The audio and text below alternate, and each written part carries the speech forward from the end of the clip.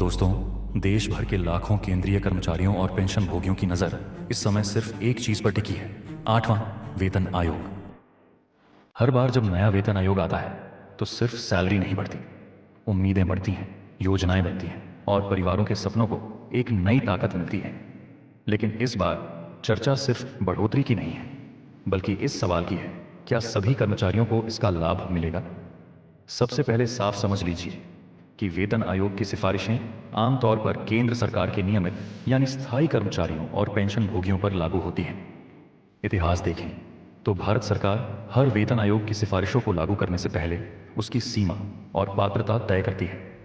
इसका सीधा मतलब क्या है? यदि आप नियमित केंद्रीय कर्मचारी हैं तो आपको बेसिक सैलरी में बढ़ोतरी, भत्तों में सुधार और पेंशन में संभावित इजाफे का लाभ मिल सकता है। लेकिन चिंता की बात यहाँ से शुरू होती है।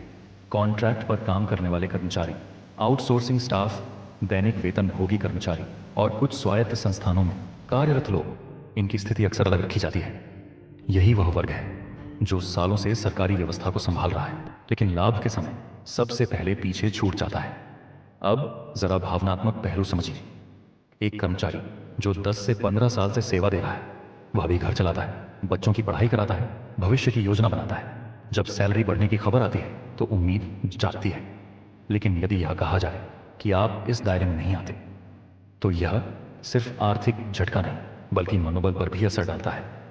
विशेषज्ञों की राय है कि 8वें वेतन आयोग के लागू होने पर बेसिक पे में उल्लेखनीय बढ़ोतरी संभव है, महंगाई भत्ते की संरचना में सुधार हो सकता है, पेंशन गणना का फार्मूला अपडेट हो सकता है, फिटमेंट फैक्टर बढ़ने की संभावना रहती है।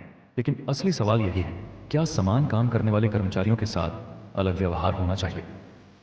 कई कर्मचारी संगठनों और यूनियनों ने यह मांग उठाई है कि लाभ का दायरा व्यापक होना चाहिए। उनका तर्क साफ है, यदि जिम्मेदारी समान है तो सम्मान और वेतन संरचना में भी समानता होनी चाहिए। फिलहाल स्थिति क्या है? अभी तक अंतिम आधिकारिक घोषणा नहीं हुई है। सरकार की तरफ से औपचारिक अधिसूचना और विस्तृत पात्रता मानदंड जारी होने के बाद ही पूरी तस्वीर स्पष्ट होगी। इसलिए अभी अफवाहों से बचें, आधिकारिक सूचना का इंतजार करें और अपनी श्रेणी की स्थिति को स्पष्ट रूप से समझें। अंत में एक बात, सरकारी कर्मचारी सिर्फ एक नौकरी नहीं करते, वे व्यवस्था की रीढ़ होते हैं। चाहे वे स्थायी हों या अनुबंध पर, उनका योगदान देश की प्रणाली को चलाने में बराबर का होता है। अब देखना यह है कि आने वाले समय में नीति निर्माता किस प्रकार संतुलन बनाते हैं। क्या दायरा सीमित रहेगा